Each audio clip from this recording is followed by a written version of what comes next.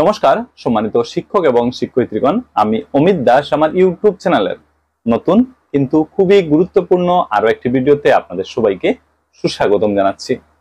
ইউডেস plus 2024-25 এর data আপডেশনের উপর আজকের এই ভিডিও নতুন একটি ভিডিও। আমার আপলোড করা লাস্ট ভিডিও যদি আপনারা দেখে থাকেন তাহলে আপনারা নিশ্চয় জানতে পেরেছেন ইউডেস প্লাস 2024-25 এর ক্ষেত্রে টিচার মডিউল পার্টে কিভাবে ডাটা আপডেশন করে নেওয়া যায়, টিচার মডিউল পার্টে ডাটা আপডেশন কিভাবে করতে হয়, কি কি তথ্যের দরকার পড়ে ইত্যাদি বিষয়গুলো আমি লাস্ট ভিডিওতে আপনাদের দেখিয়ে দিয়েছিলাম। আশা করি আপনারা এ ব্যাপারে একটা স্পষ্ট ধারণা ইতিমধ্যে লাভ করতে পেরেছেন। যদি আপনাদের মধ্যে এমন কেউ থাকেন যারা আগের ভিডিওটি দেখেননি এবং টিচার মডিউল পার্টে কিভাবে ডাটা আপডেশন করতে হয় সে ব্যাপারে জানতে চাইছেন, তাহলে আমার আপলোড করা এর ঠিক আগের ভিডিওটি অবশ্যই একবার দেখে নিতে পারেন। এই চ্যানেলের ভিডিও সেকশনে গেলে ভিডিওটি পেয়ে যাবেন। তাছাড়াও এই ভিডিওটির ডেসক্রিপশনে আগের ভিডিওটির লিংক দেওয়া আছে, অবশ্যই একবার চেক করে নিতে পারেন।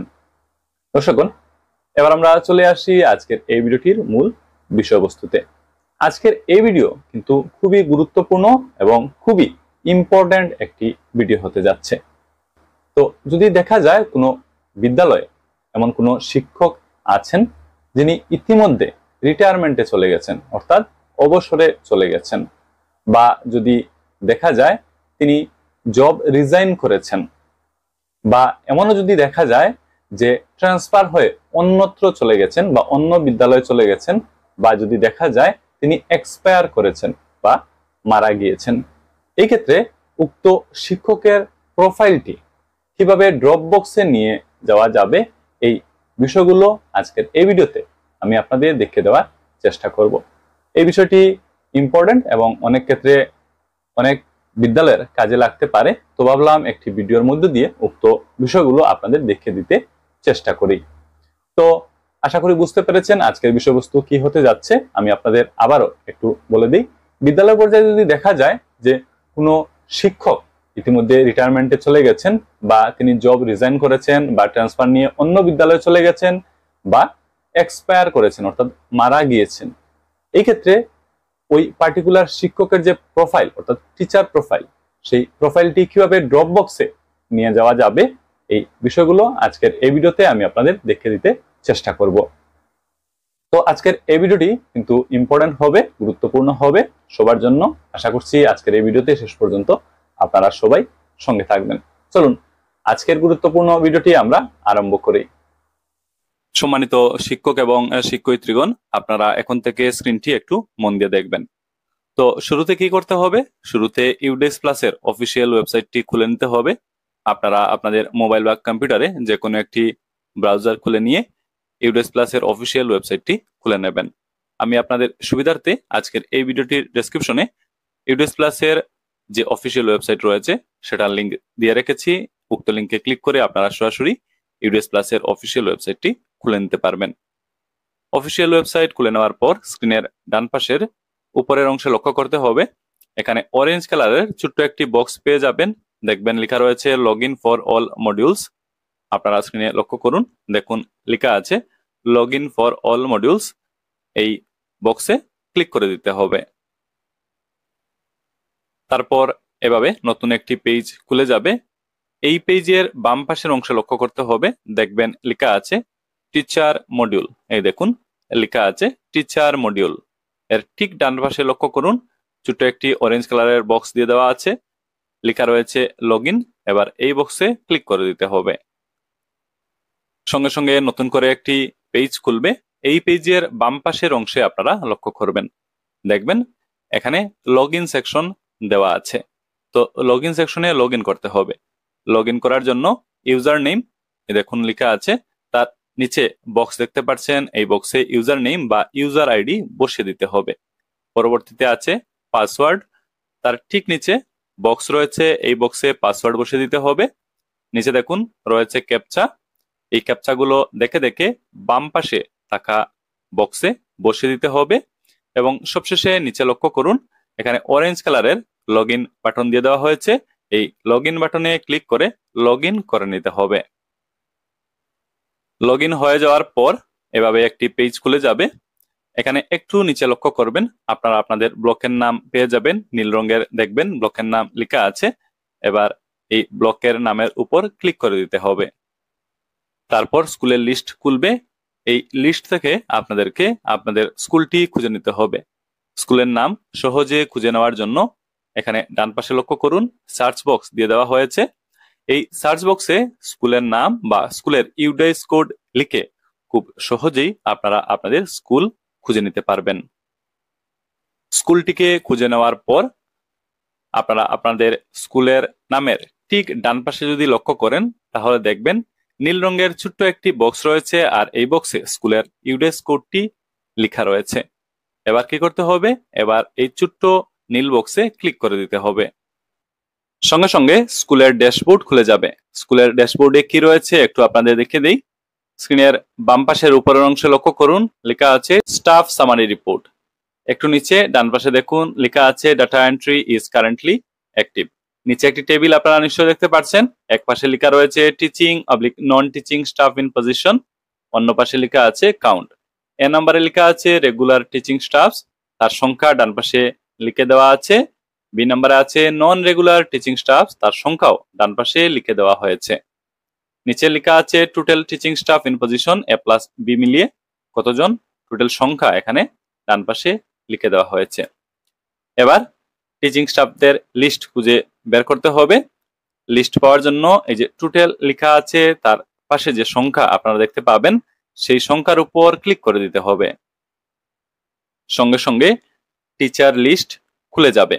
এখানে উপরে দেখুন লেখা আছে teacher details including headmaster oblique mistress oblique principal oblique HOS, এবং নিচে আপনারা একটি টেবিল পেয়ে যাবেন।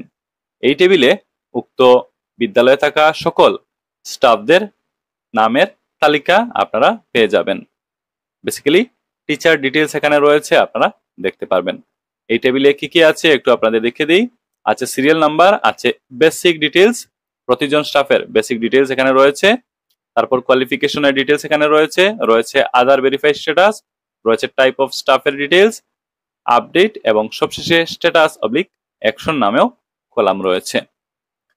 তো এই লিস্ট থেকে এবার কি করতে হবে, যে পার্টিকুলার স্টাফের প্রোফাইল বা যে পার্টিকুলার স্টাফকে ড্রপবক্সে নিয়ে যেতে চাইছেন, ওনার নামটি খুঁজে নিতে হবে।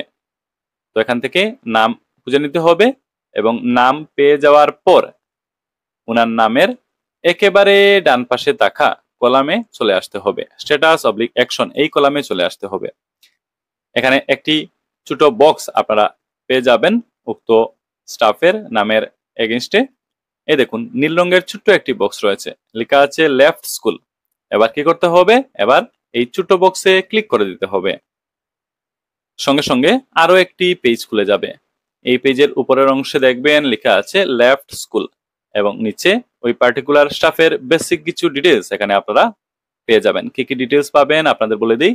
স্টাফের নাম, gender, date of joining in present school, academic qualification, national code, date of birth, mobile number, professional qualification ইত্যাদির তথ্য আপনারা উপরের অংশে দেখতে পাবেন। নিচে লক্ষ্য করুন লেখা আছে are you sure to send the particular staff to dropbox. তো এখানে জিজ্ঞাসা করা হচ্ছে ওই পার্টিকুলার স্টাফকে ড্রপবক্সে নিয়ে যেতে আপনি কি শিওর। এখানে নিচে আছে সিলেক্ট রিজন, রিজন সিলেক্ট করার জন্য বলা হচ্ছে। এখানে ডান পাশে ছোট বক্স আছে, এটাতে ক্লিক করে দিতে হবে।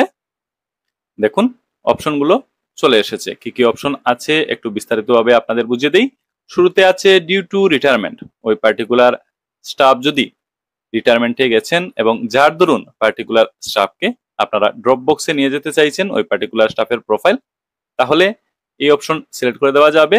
পরবর্তীতে আছে transferred oblique shifted to another school, particular staff যদি ট্রান্সফার নিয়ে অন্যত্র চলে গেছেন অন্য বিদ্যালয়ে, বা শিফট হয়ে অন্য বিদ্যালয়ে চলে গেছেন, যার দরুন ওই পার্টিকুলার স্টাফের প্রোফাইল ড্রপ বক্সে নিয়ে যেতে চাইছেন, তাহলে এই অপশন সিলেক্ট করে দেওয়া যাবে। পরবর্তীতে due to job left, job left বা রিজাইন করার দরুন যদি প্রোফাইল ড্রপ বক্সে নিয়ে যেতে চাইছেন, তাহলে এই অপশন সিলেক্ট করে দেওয়া যাবে।